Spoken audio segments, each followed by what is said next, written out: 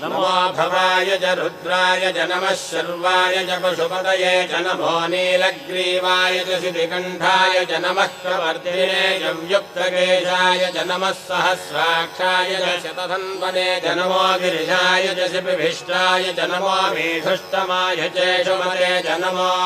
ह्रस्वाय च वामनाय च नमो बृहते च वर्षीयसे च नमो वृद्धाय च संवृद्धने च नमो अग्र्याय च प्रथमाय च नमो आशवे चाजिराय च नमः शीघ्रियाय च शीभ्याय च नमः ऊन्याय चावस्वन्याय च नमः स्रोतस्याय च दीप्याय च नमो